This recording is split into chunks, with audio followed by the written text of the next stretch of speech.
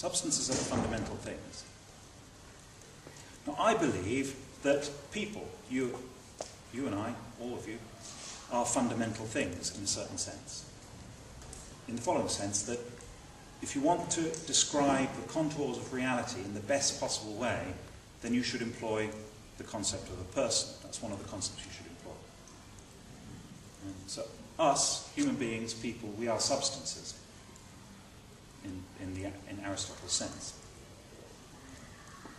We have various capacities, and among them are our psychological capacities. Capacities for memory, for reason, we have emotional capacities, and we also have perceptual capacities, and all those kinds of capacities are the capacities I call mental. So our capacities to feel, to think, to reason, to have emotions, to participate in the relationships that give life our significance. All those things are our capacities as people. Now, the question of physicalism, then, is the question of whether those capacities are, or are completely determined by, the purely physical nature of the world. I want to make it clear what I'm saying about that, and saying we don't know that that's true.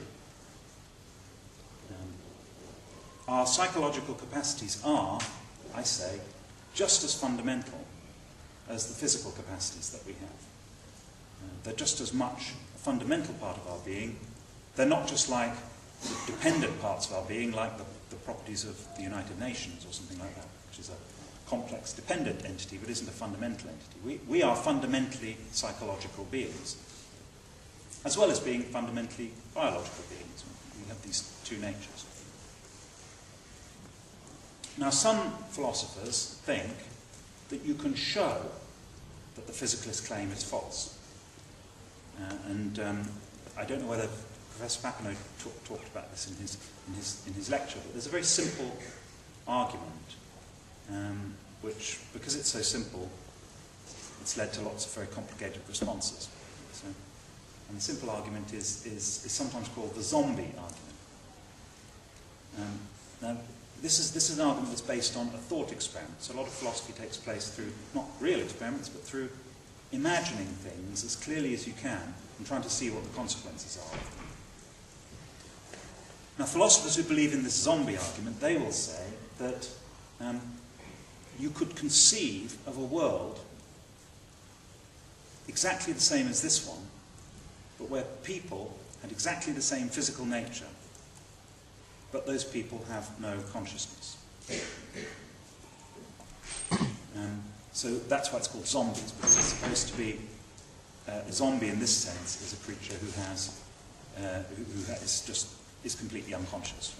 So they walk around just like normal people, but they don't have anything going on inside. There's nothing it feels like to be a zombie in this sense. There's no kind of sensation or emotion or inner life at all. Everything's just blank inside.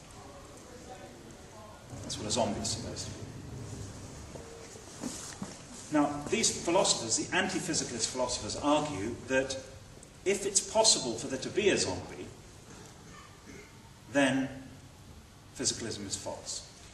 So a zombie here is a physical replica of you who has no consciousness. Remember I said that physicalism is the view that the physical determines everything. So this is supposed to be a counterexample to this, because this says you could have all the physical stuff, but nothing mental. Now, the people who defend this argument, they're not saying that we are zombies, and they're not saying, how do you know you're not a zombie? That's another question. How do you know the people next to you aren't zombies? And that might be a good question, but that's not our question. Our question is just, is it possible, in the broadest sense of possible, for there to be a creature who was a physical replica of you but lacked consciousness? And then they say, if that is possible, then physicalism is false, because the physical doesn't determine everything. So I accept that argument. I think that's a good argument, but I think it shouldn't worry us. And the reason it shouldn't worry us is because our psychological capacities are autonomous and real capacities of us as physical substances. We're physical substances because we have physical properties, we have biological properties, and we have psychological properties, and these are all crucial parts of our nature. So that's why I don't feel any pressure to say, and by the way, that nature just consists of nothing more than some fundamental particles in motion. There's actually more to the world than just what physics tells us that there is, and that's something which the zombie argument shows us. Okay, so that's my second point. So my first point was, what do I mean by physicalism, and what do I mean by physical? Second point, why do I think that the mind isn't physical? My third and final point is going to be to say something about an argument that Professor Papineau may have mentioned in his lecture, which is a challenge to the anti-physicalist view that I believe in. And this is an argument from the existence of causal relations between the mind and the physical world. What's called mental causation, which means when a mental state of yours has some effect in the physical world.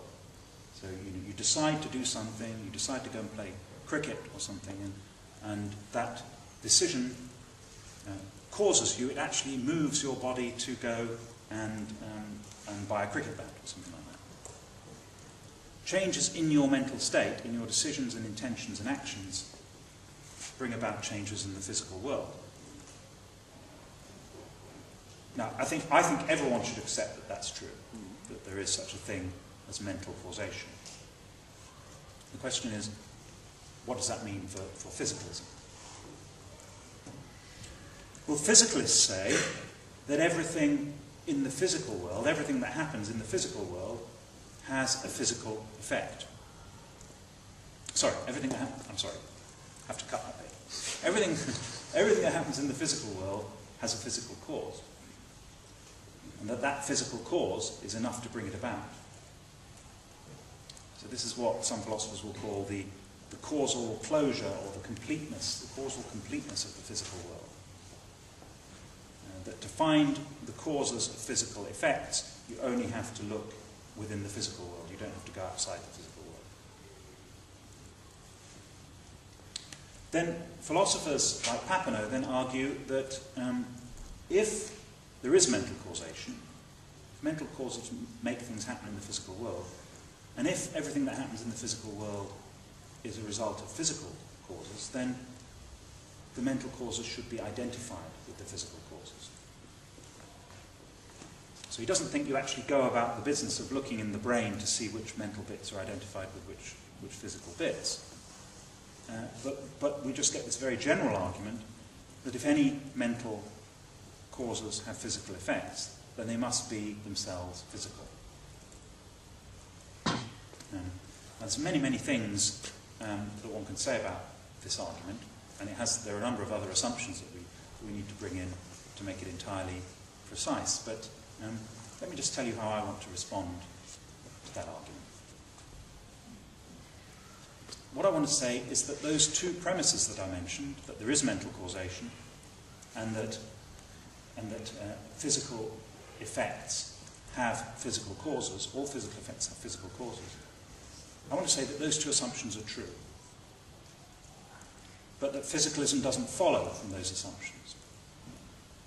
So a claim follows from other claims when, if those claims are true, the claim that follows must be true. The premises of an argument entail a conclusion when, if the premises are true, the conclusion must be true. I want to say those premises do not entail the truth of physicalism.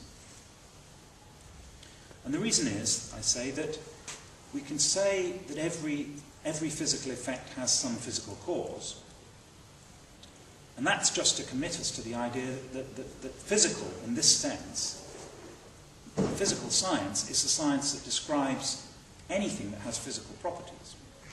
So there's always going to be a physical cause. For any movement of matter, there's going to be some physical cause of that movement of matter. But I think it's a very important point